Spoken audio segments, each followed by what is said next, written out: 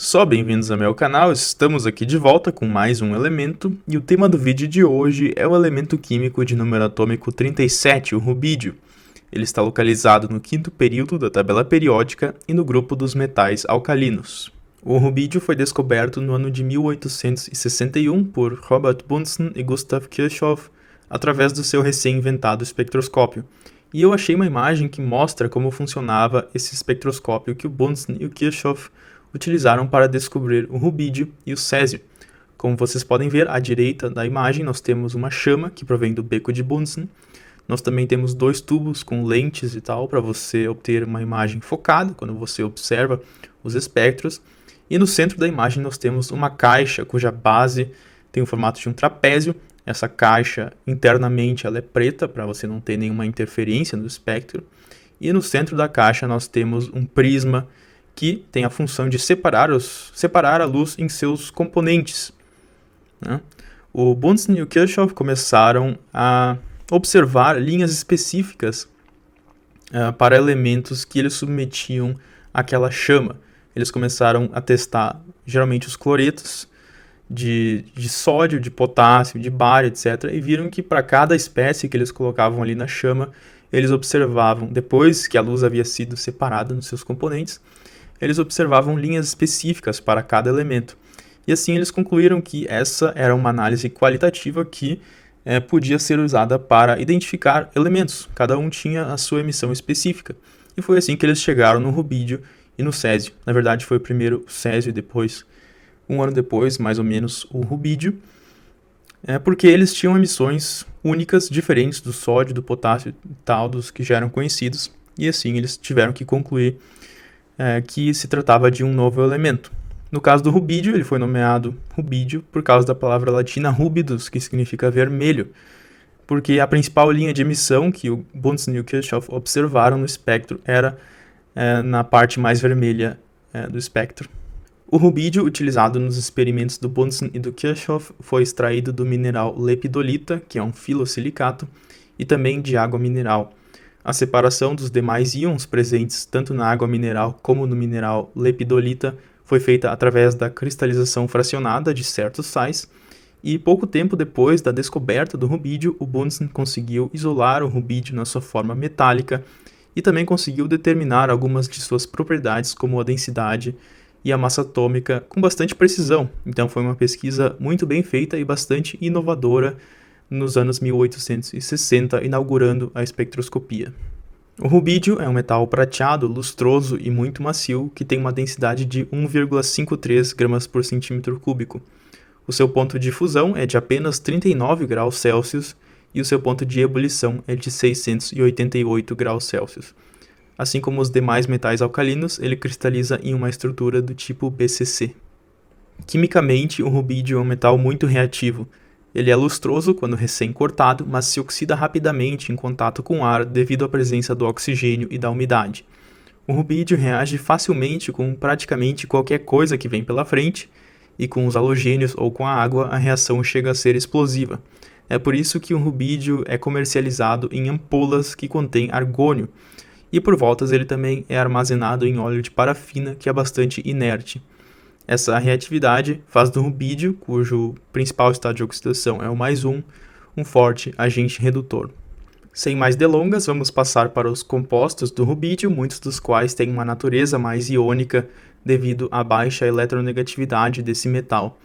O exemplo mais clássico são os aletos do rubídio da forma RBX, são todos sais iônicos com a estrutura do cloreto de sódio. A maneira mais comum de prepará-los é neutralizando uma solução aquosa do hidróxido de rubídio, que é uma base forte, com os respectivos ácidos HX, resultando no aleto do rubídio e também em água. O hidreto de rubídio também é um sal iônico com a estrutura do cloreto de sódio. Nós encontramos um pouco mais de variedade nos compostos do rubídio com o oxigênio. O primeiro que vem em mente é o óxido de rubídio, Rb2O. Esse é um sólido amarelo bastante resistente ao calor e que possui a estrutura da antifluorita, que é basicamente a estrutura da fluorita, só que ela tem os ânions e os cátions trocados em relação à estrutura da fluorita. A melhor rota para a síntese do óxido de rubídio não é simplesmente você queimar o rubídio na presença do oxigênio, porque daí o principal produto, na verdade, é o superóxido de rubídio, RbO2. Em vez disso, para sintetizar o óxido de rubídio, a melhor rota é você reagir o hidróxido de rubídio com o rubídio metálico em excesso, e aí você obtém o óxido de rubídio e o gás hidrogênio. Também existe o peróxido de rubídio, o ozonídeo de rubídio e o Rb4O6, que é um disuperóxido peróxido de rubídio. Além disso, o rubídio e o césio também se diferenciam dos demais metais alcalinos porque eles formam subóxidos.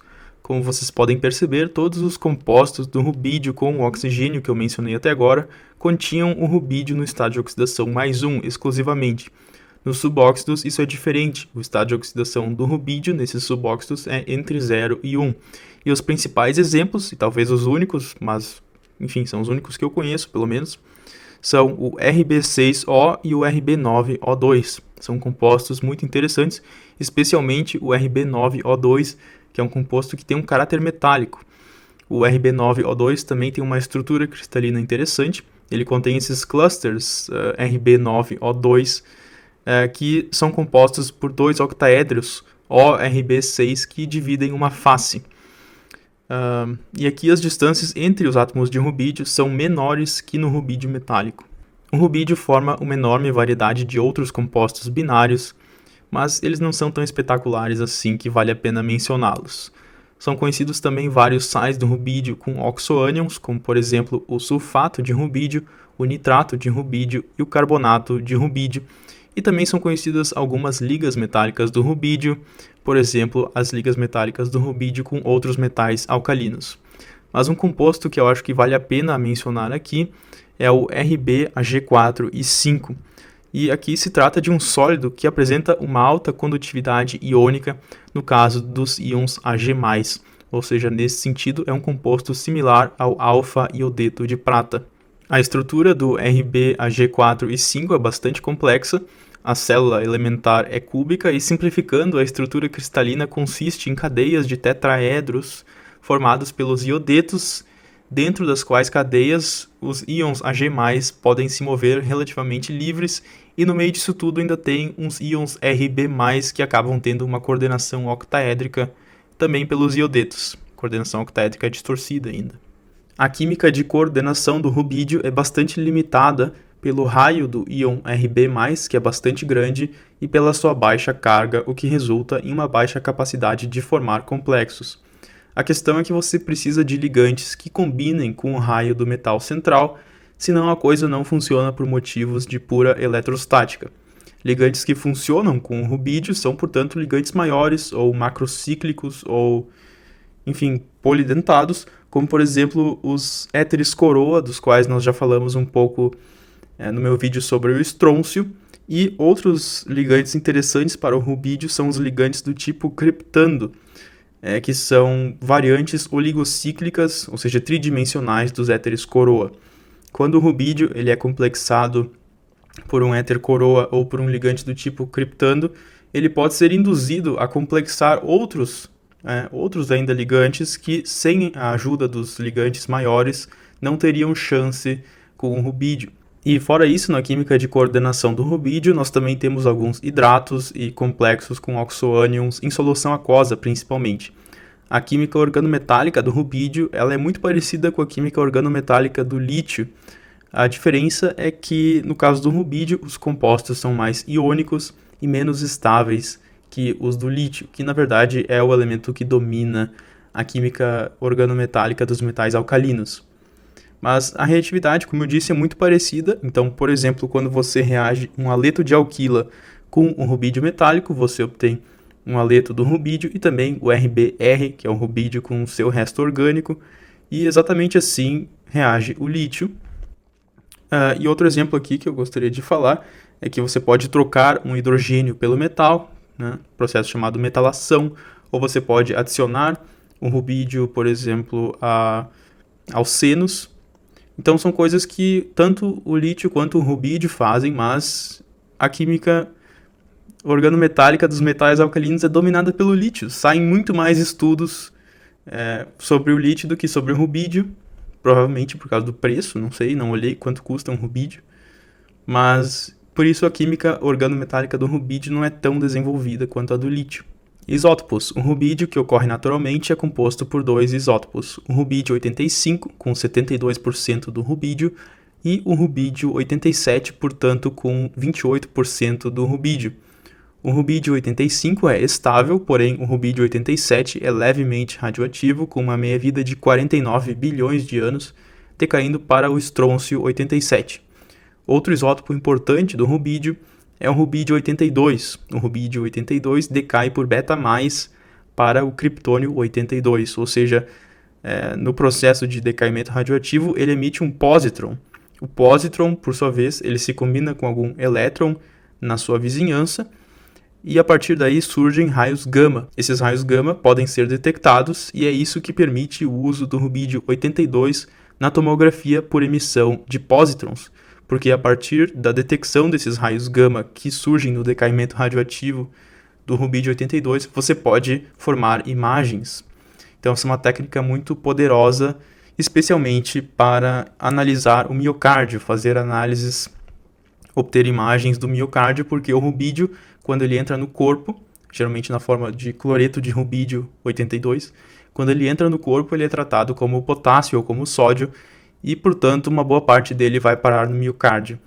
Mas isso não é tão usado porque o rubídio 82 é bastante caro e existem outras possibilidades para você analisar o miocárdio. Por exemplo, você pode utilizar o Tecnésio 99M. Não é o mesmo tipo de tomografia, mas funciona também. Enfim, mas existe isso aí, agora você sabe que existe o rubídio 82.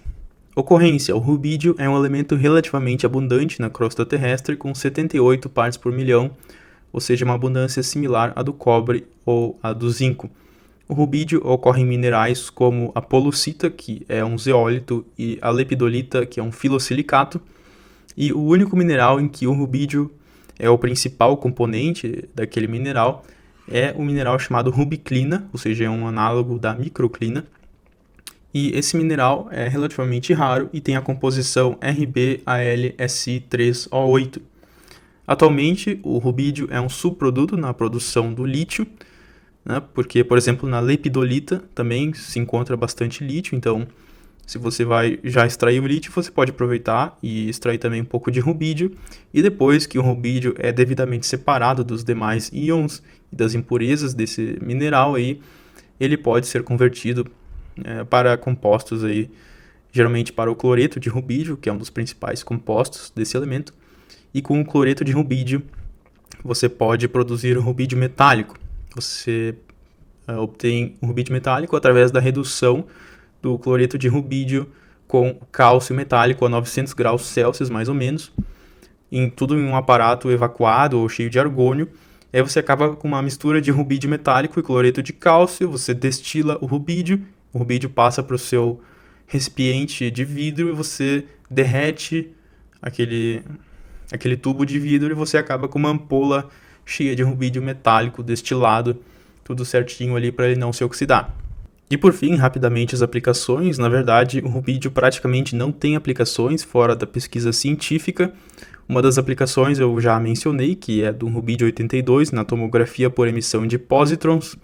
Também o nitrato de rubídio às vezes é utilizado em fogos de artifício para dar uma coloração violeta para esses fogos de artifício, e também o rubídio é utilizado por vezes em relógios atômicos, assim como o césio. Mas seria mais ou menos isso, e nós ficamos hoje por aqui. Se você assistiu até aqui é porque você gostou do vídeo, então inscreva-se no canal. Muito obrigado, deixe seu like, comente, e até a próxima. Tchau!